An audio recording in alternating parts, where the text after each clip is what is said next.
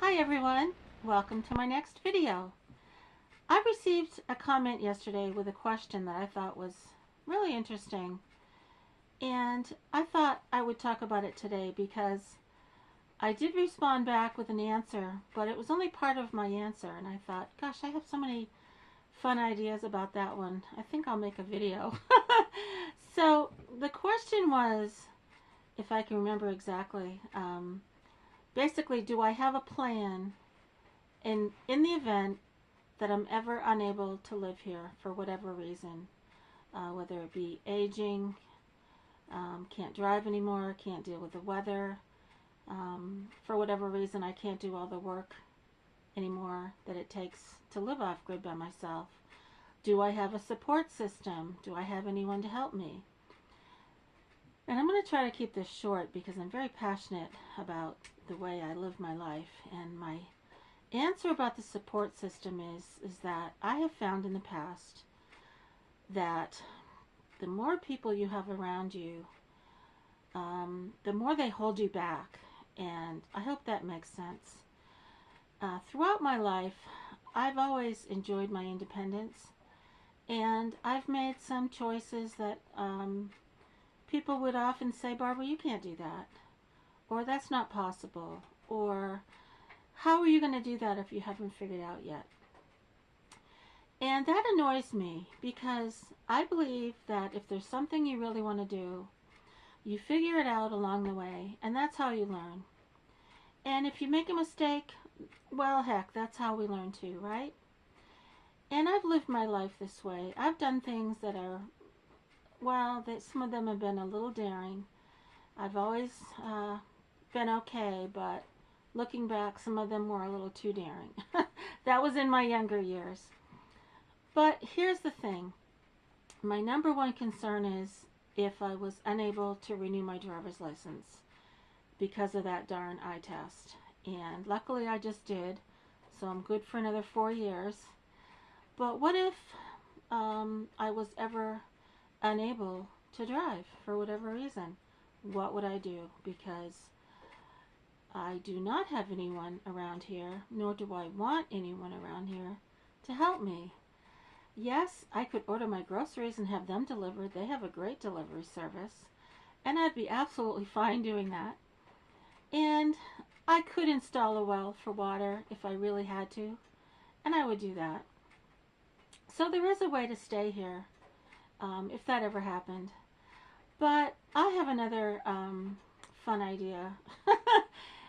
First of all, if I ever became so unable to live here, my goal ultimately is to return to my hometown, which I love so very much, and that is Marblehead, Massachusetts. That's where I grew up.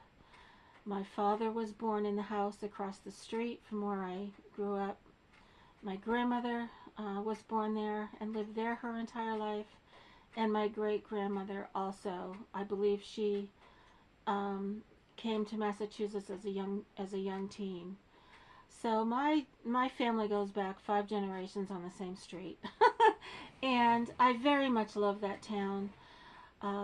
It is extremely expensive now. It is just incredibly crowded and fast-paced. And no, I would not want to live there right now.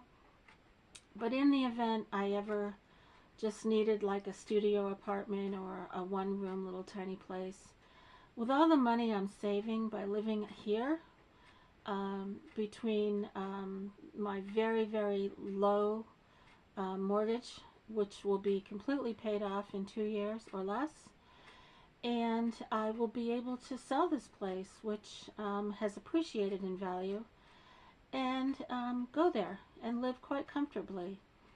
I have income also, not only Social Security, but I have a pension, and I also am a writer on a few online websites. And hopefully, if this channel even gathers momentum, there you go. There's a little bit of money too. So by living out here in the woods, I'm able to save quite a bit and plan for the future in whatever it is I'm going to do. Now, here's another idea. What if I'm unable to continue walking through the snow on my very, very long driveway? What if I am not able to load this wood stove and heat my house? Well, here's a fun idea. I could buy one of those sheds, make it into a cute little tiny house at the very end of my driveway next to the road, hook up to power, and live there. There's an idea. I could make that my winter house and come down here for the summer. I could even live in it full time and rent this place. So there's another option. Now here's another idea that's even more fun than all of those. And feel free to laugh. I have been thought of as a very adventurous soul, and I believe I will always be one. As a child, my father had a lot of boats, and he took me out to sea every single summer. We'd go camping on some islands out there, and I absolutely love the ocean. So I'm familiar with tides, with the ocean, with the way storms can come up out of nowhere, and a lot of the dangers being out to sea. But I never learned how to sail, which is really ironic because Marblehead, Massachusetts is a tremendous sailing town. Well, if I was unable to live here for whatever reason, I'd sell this place, I'd sell my truck. What would I do with the dogs? Well, I guess I'd bring them with me. And I would buy a sailboat. I could learn how to sail. There's a few sailing clubs up this way, and I'm sure it's not all that difficult. And I've been looking at different types of sailboats. There's one called a Catalina that I actually like the looks of, and I would probably buy like maybe a 26-footer and learn how to sail that, and I could go anywhere. I could, heck, I could go to the Bahamas if I wanted to, and I could sail with someone else as I learn, take someone with me, or what the heck, just stop along the way and learn as I go. Wouldn't that make for some fun YouTube videos? So those are my ideas for growing old. And I'm excited looking ahead because I could either stay here and still get a sailboat, keep this property as my main address, rent it out, get a sailboat. I could do all kinds of things. So I don't look at aging as something to fear, something to dread, but I see it as evolving into different ways and different lifestyles that I can embrace. And so how about that? I really look forward, I absolutely love doing my YouTube channel, and I look forward to taking you out when the weather gets warmer and showing you coastal Maine. And who knows, I might be doing videos on my own sailboat. Now, I'm a very adventurous spirit, and I'm sure I've mentioned this already. A few years back, well actually 5 years ago, I had a farm in New Hampshire. And unfortunately, I lost the farm. I was financially overwhelmed trying to keep up with taking care of my horses and all of that by myself, and I just couldn't do it anymore. And that was sad because I really missed my horses. But what I did was I bought a camper, and I took off, and I traveled around the United States for 2 years with my dogs. I went out west.